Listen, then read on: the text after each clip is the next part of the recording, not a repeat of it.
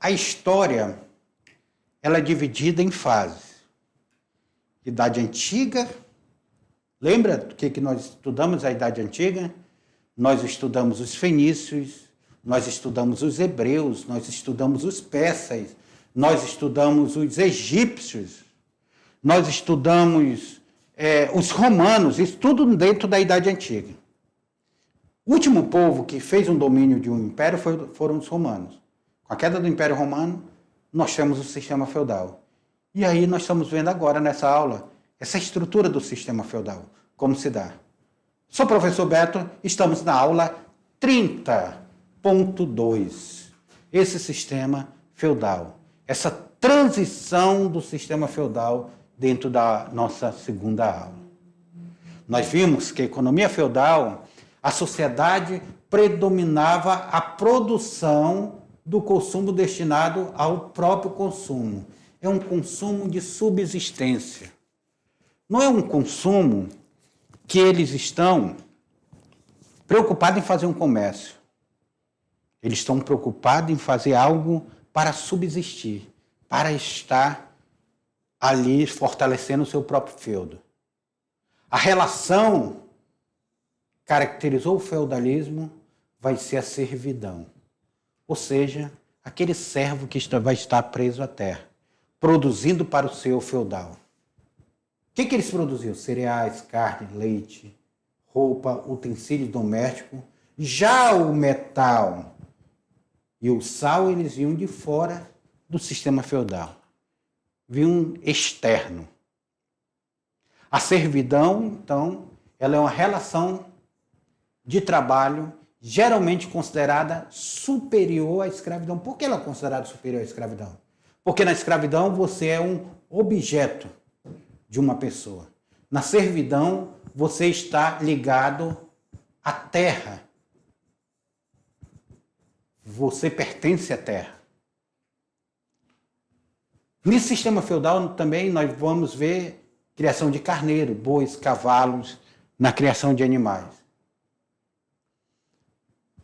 Trigo, cevada, centeio, ervilha e uva eram os principais produtos agrícolas produzidos dentro do sistema feudal. Essa divisão do feudo, ela se dá no campo aberto, que nós vimos, que era o manso comunal, era uma terra de uso comum, os servos podiam recolher madeira e soltar os seus animais. Aí nós temos a reserva senhorial, que era a terra do senhor, pertencia exclusivamente ao senhor feudal, só que os servos tinham que trabalhar alguns dias de semana na terra do senhor feudal, e o manso servil, que era a terra dos servos, essa tenência. Terras utilizadas pelos servos, onde ele retirava o seu sustento e também retirava os impostos para pagar para o senhor feudal. Vimos ainda nessa aula algumas obrigações que se tinha o senhor feudal, que se tinha um servo para com o senhor feudal, como a corvéia, que era a obrigação do servo de trabalhar gratuitamente alguns dias da semana na terra do senhor feudal. Então, alguns dias da semana, ele teria que ir para a terra do senhor feudal e plantar na terra do senhor feudal. Havia captação, que eram os impostos pagos pelos servos. Então, eu tenho imposto, eu vou ter a captação, vou lá. Assim mesmo como a talha, que era a obrigação de entregar parte da produção ao senhor feudal. Parte da produção do senhor feudal era entregado e esse nome desse imposto era talha. E ainda existia a banalidade. Na banalidade, era o pagamento pela utilização do forno, do celeiro. Era isso dentro desse sistema feudal que nós estamos vendo agora. Então, cada um, para se utilizar daqui, se pagava um determinado imposto. Espero que vocês tenham prestado atenção na explicação, que agora vocês vão fazer uma atividade. Façam essa atividade com tranquilidade, que a gente já volta para corrigir.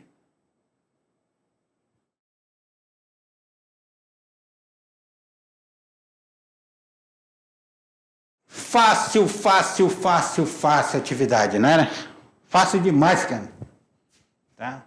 Prestaram atenção na aula, viram essa estrutura do sistema feudal todo aqui, prestaram atenção na explicação do professor Lorismar na primeira aula e agora a minha na segunda aula, sobre essa característica do sistema feudal. Então, com isso, ficou muito fácil responder a atividade. Vamos lá. Primeira questão. Na tela. O modo de produção feudal, que se desenvolveu e atinge seu apogeu na Alta Idade Média, é caracterizado essencialmente pela existência das relações servis de produção. Falamos, então, sobre produção feudal, falamos que ele se dá nessa Alta Idade Média, falamos dessa produção servil. Assinale a alternativa que se identifica como uma fonte de poder e riqueza no modo de produção a que o texto se refere. Qual é, então, a fonte de poder e riqueza? Vamos lá. Deus quis que entre os homens houvesse absoluta igualdade. Os acontecimentos provam o julgamento de Deus sobre nós. A luta social desaparece quando o homem vive em comunhão. Não havia senhores sem terra, nem terra sem senhores. Quando Adão cavava a terra e Eva fiava, onde estavam os senhores?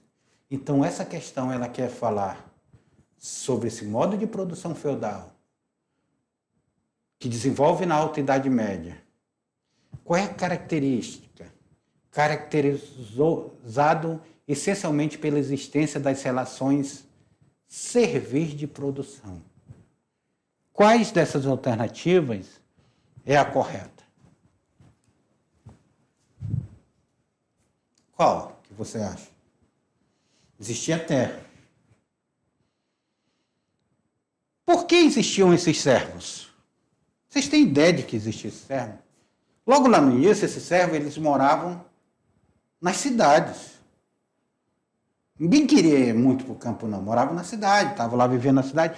Só que vocês se lembram das invasões bárbaras que nós já discutimos? Quando se dá esse processo de invasão bárbara, as pessoas, aos poucos, elas vão abandonando as cidades com medo dessas invasões. E elas precisavam de alguém para lhe proteger. Aí o cara tinha terra e disse bem assim, ó, venham trabalhar na minha terra, que eu lhe dou terra para trabalhar, lhe protejo no meu castelo e você vira o meu servo. Não existe terra sem os senhores.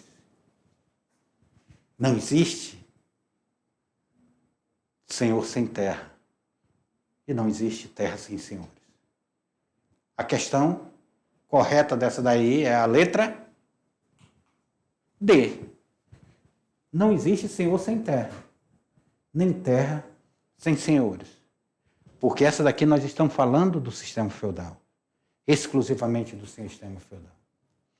A segunda, ela fala assim, era o imposto exigido pelo senhor feudal, pelos quais os servos deveriam trabalhar alguns dias da semana no manso senhorial.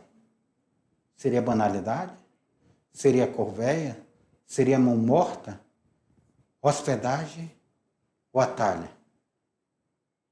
Qual desses impostos nós estamos falando? Hein?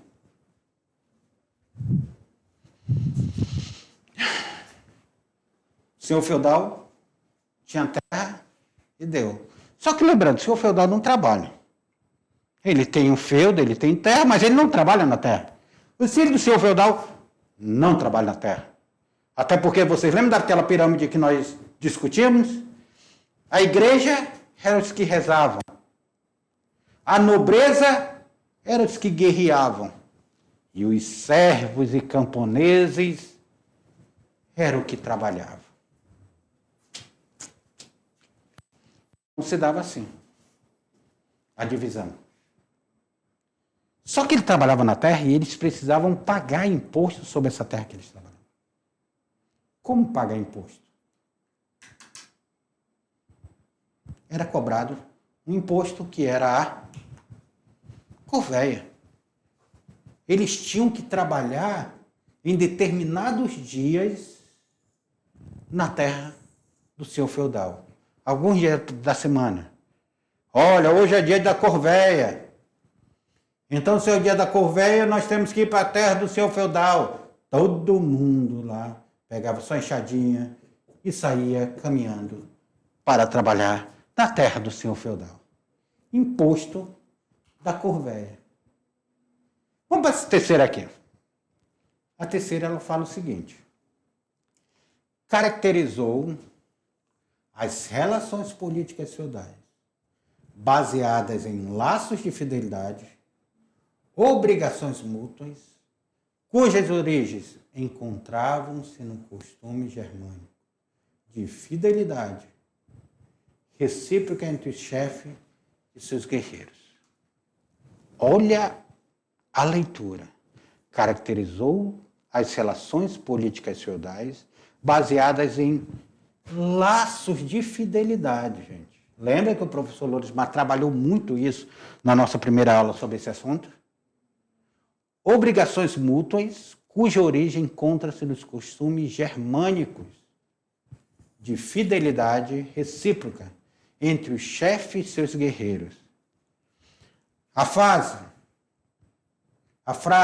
acima refere-se, respectivamente, à simonia e o benefício, à talha e ao comitatus, a aquisição, a inquisição e o ordário, a vassalagem e o comitatus, a vassalagem e o cesaropapismo, de que nós estamos falando? O professor Lorismar trabalhou isso com vocês. Caracterizou-se as relações políticas feudais baseadas em laços de fidelidade e obrigações mútuas. Isso aqui a gente já está vendo que vai se tratar de quê? Encontra-se no costume germânico da fidelidade recíproca entre o chefe e seus guerreiros. Então, nós temos aí uma relação feudal. Nós temos uma relação de obediência. Nós temos uma relação de laço de fidelidade. Quando um senhor feudal, que é o suzerano, dá a terra para o seu vassalo, ele criou um laço de fidelidade. Aquele vassalo, ele tem um laço de fidelidade com ele. Quem assistiu Game of Thrones, que tem um pouco dessa característica, entende muito bem sobre isso aí.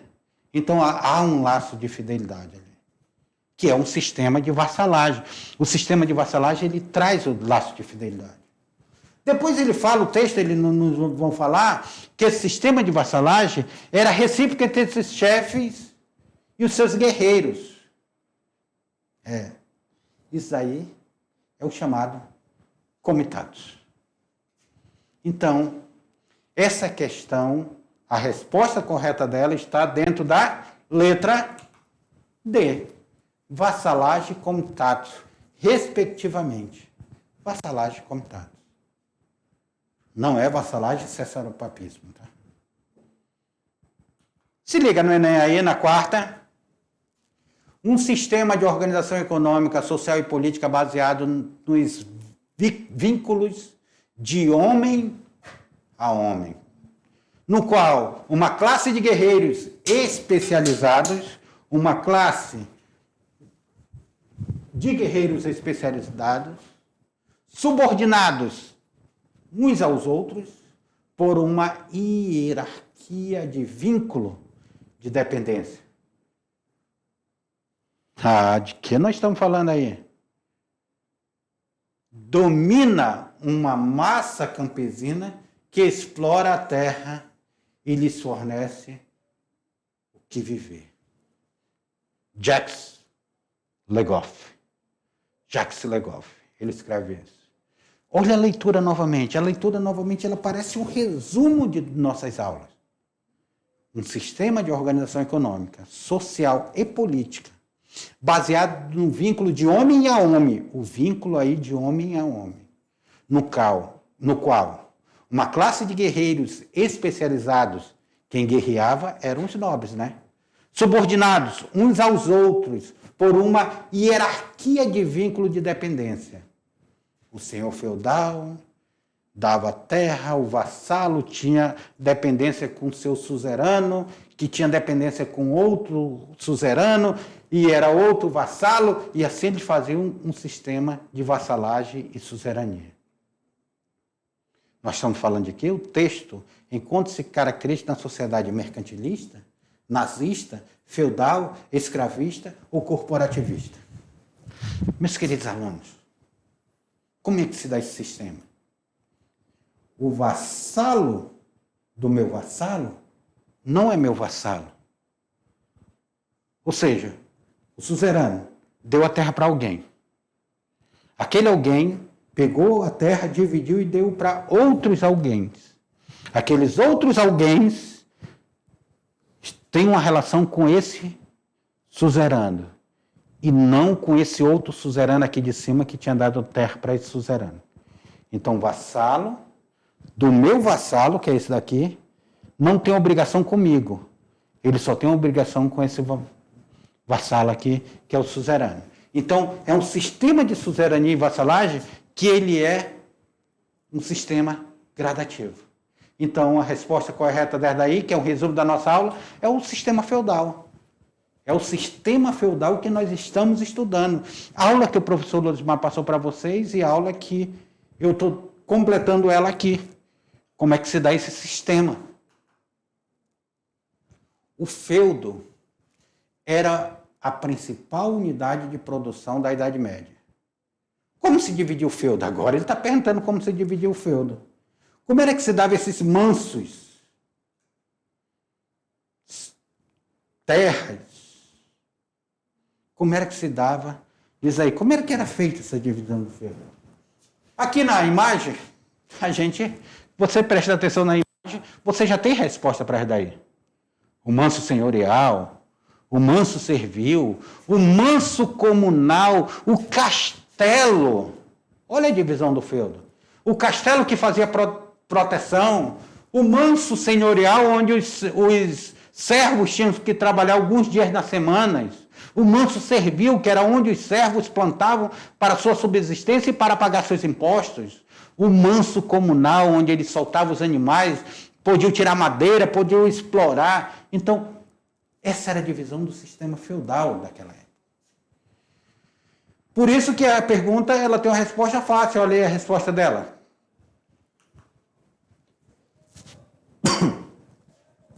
O manso servil, o senhor feudal, a terra em descanso, tinha a terra de descanso lá, tinha os bosques, tinha as vilas, os castelos. Então, tinha um manso senhorial, servil, tinha um manso senhorial. Tinha as terras que ficavam em descanso. Tinha a parte dos bosques, que era o manso comunal lá, que cada um podia criar os animais, tirar a madeira. As vilas onde moravam os servos. E o castelo onde se protegia. E, meus queridos alunos, essa foi a nossa aula do sistema feudal. Espero que vocês tenham gostado dessa aula. Espero vocês. Agora, o professor Lorismar, ele vai entrar com vocês falando um pouco sobre o papel da igreja, que tinha um papel hegemônico nesse momento do sistema feudal. Então, fique ligado, porque a Idade Média, você precisa compreender a Idade Média. Porque ela tem uma estrutura todinha para nós compreendermos a próxima fase que nós vamos entrar, que vai ser a Idade Moderna. Então, nós já estudamos a Idade Antiga e estamos estudando a Idade Média. Aguardo vocês numa próxima aula. Até mais.